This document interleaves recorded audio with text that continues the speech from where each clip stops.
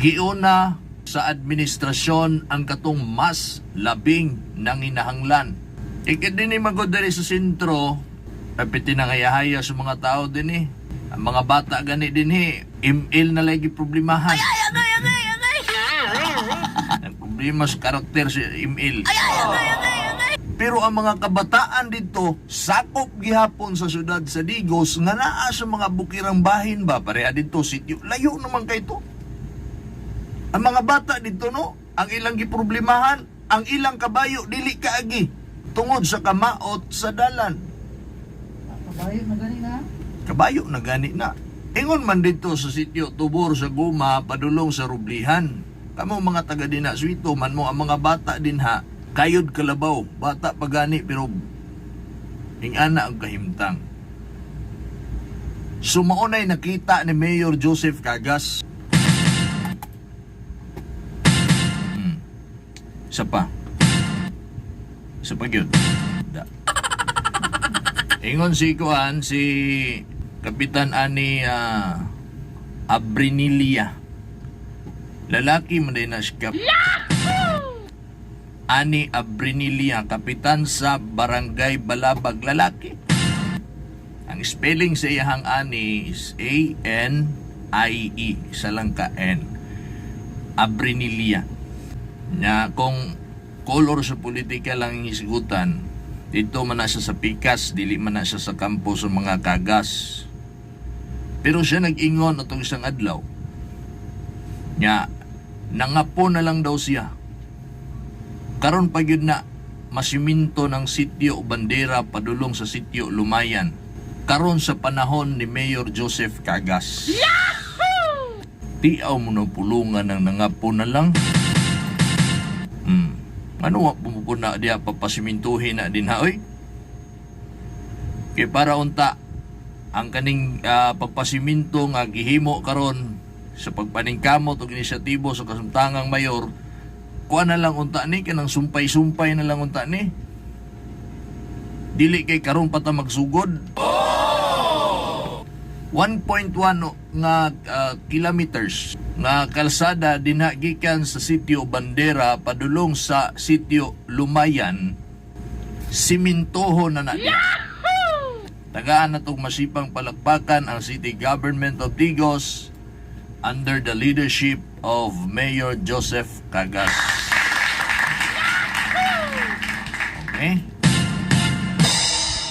Nangutana ta sa mga kuan dito, mga residente, nya gikalipay nila pag-ayo ning proyekto ha kay 10 million gud na. 10 milyones di ang kamanang kung ana ibutang anang ibubuan ng inyohang sityo. Ako kay na nga proyekto. Giuna sa administrasyon ang katong mas labing nanginahanglan. Sakop gihapon sa syudad sa Digos nga naa sa mga bukirang bahin ba, pareha dito sityo, layo naman kay to. Sumaunay nakita ni Mayor Joseph Cagas. Ang punto na to din kanang mga pipila diri sa sentro nga wa pa masiminto ang dalan, hulat-hulat lang ta kay unahon tong mga dito sila may luoy. Lain po kay mo, ipokrito kay tag musulti tag sige, diri daw tabi, diri sila dito ta. Unya kita gyud mo'y unahon din Ya, bintaha naman lang gihapon ning ato, bahalag atong kalsada wa pa masiminto, pero dili sama sa kapait sa kahimtang atong mga kaigsunan nato na nagyud sa mga sityo nga mga lagyo.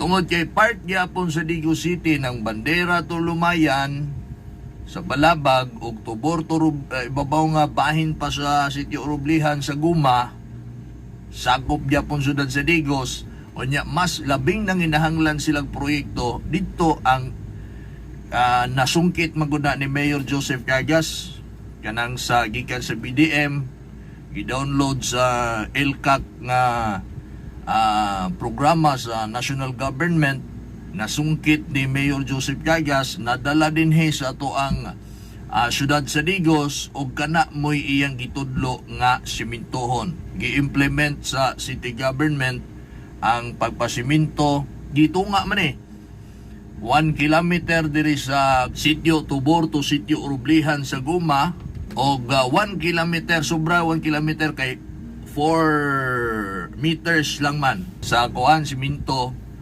mas lapad lang ng diha sa guma, mo ng 1 kilometer sirado. Nya, taas-taas jutay ng sa balabag kay medyo dili kay lapad ang ilahang ang ilang kalsada. Ang importante sila taas.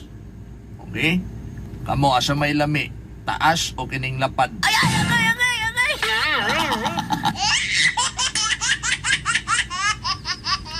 Ang taas yun daw kay muuntop. Sumao na mga bay ang ato ang point nya buot na tong i-emphasize din eh.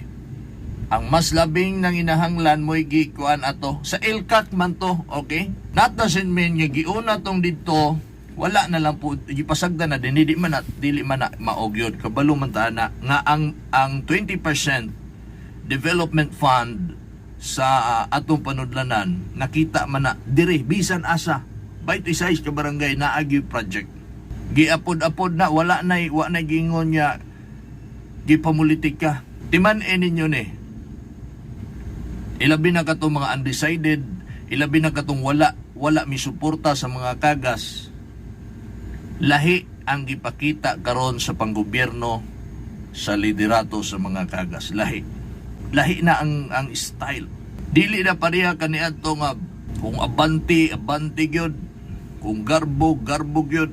Of course ang mga supporters sa mga kagas intact yun na katong wala mga nakasuporta apil gihapon na sa kalambuan mao ni ang nakanindot mas gipanindot nga pagpanerbisyo nganuman tiyaw mo ng tanang barangay bisan pagpildi ka din ha naagi hapong kay proyekto og ang kining proyekto gawas nga makapahimulos ang mga barangay officials ani mga punong barangay gihimo man na dili kay para nila lang kundi para sa tanang katawhan kaning mga pagpakalsada kini pagpanindot karon sa ato ang dawis pantalan nya aprobado na ang budget kaya 35 million pesos tiyaw mo na gilaliman oroy ka na.